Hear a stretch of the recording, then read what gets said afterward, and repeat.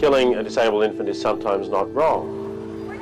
For the past few years, this mild-mannered Australian professor has been imparting his unconventional, some would say dangerous, wisdom behind the ivy-covered walls at Princeton University.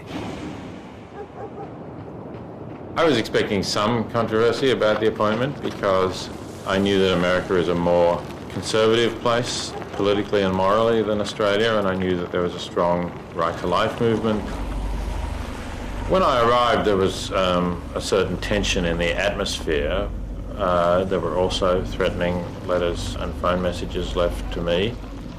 You know, don't forget, this isn't a country in which doctors carrying out abortions have been murdered by right-to-life people. I think there have been 5 or 6 murders. So I expected that there would be some people who objected to me coming to Princeton. But I didn't really think there would be, you know, much fuss about it. We're not dead yet! We're not dead yet! We're moving backwards. We're moving back into the dark ages that they want to kill us. This is Adolf Hitler's philosophy in academic robes. I've been told that you would favor running dangerous experiments on certain humans as opposed to running them on animals. I think the statement that you just made is true because you had the word certain humans in it. I think there perhaps are some things which could be done with people who are no longer conscious at all and will never recover consciousness. Professor, I want to be candid with you. I find this astonishing.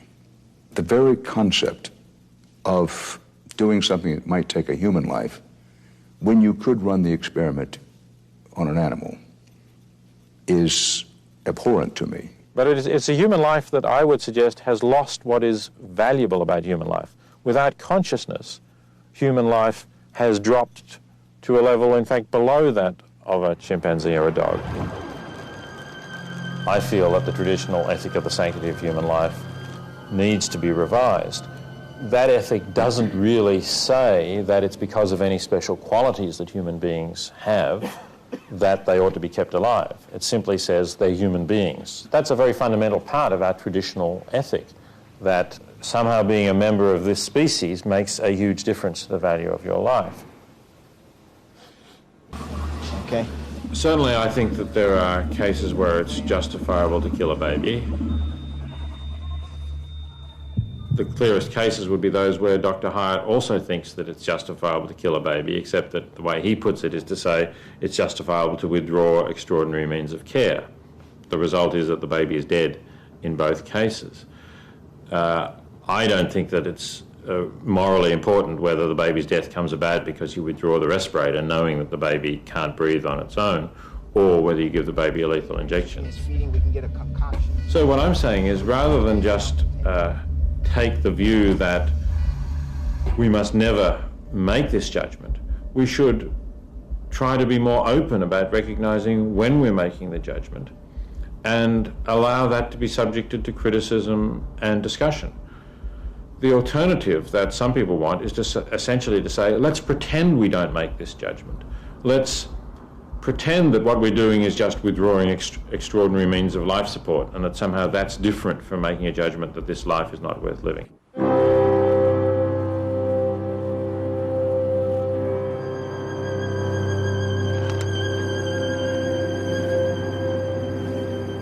Professor Singer is a utilitarian, believing that the morality of an action depends chiefly on its consequences, not on its inherent goodness.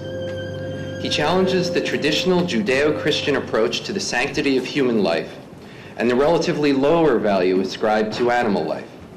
Importantly, he focuses us to confront and understand potential inconsistencies in our long-held beliefs about a seemingly simple question: what is a life worth saving? Today, Professor Singer has agreed to speak to us in the format of a case conference. The ethic that we try to pay lip service to, that all lives are of equal value. That is, we don't get into the business of saying, here's a life with better quality of life that's more worth preserving than another life with worse quality of life. That's something that we're not very comfortable in doing. But I believe that we do make that judgment. We just try and disguise it by the use of terms like futility. I don't like the way the concept of futility is used in this sort of discussion. I believe that it's a weasel word, or if you like, a camouflage word, a word to try and disguise an ethical decision as a medical decision.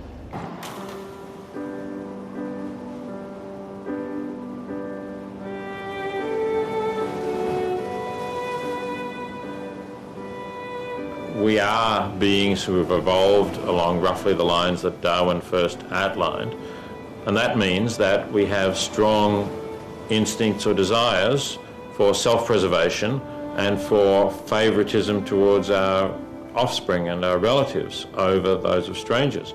And I don't think we'll ever completely overcome that.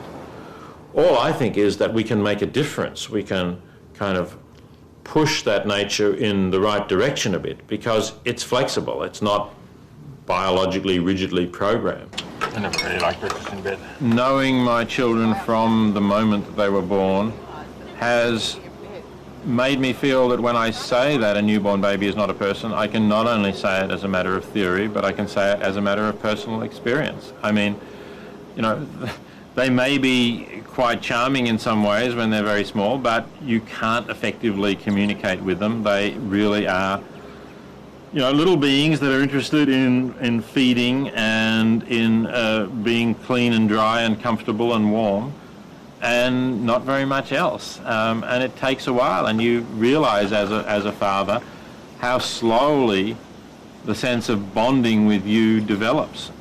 So I think that experience of early parenthood has reinforced my view that a newborn baby is not a person in the sense that you or I are people. For some people, just the idea that a utilitarian could ever say it's justifiable to kill a newborn baby would be enough to say that theory must be wrong. But I think these people are not really thinking far enough.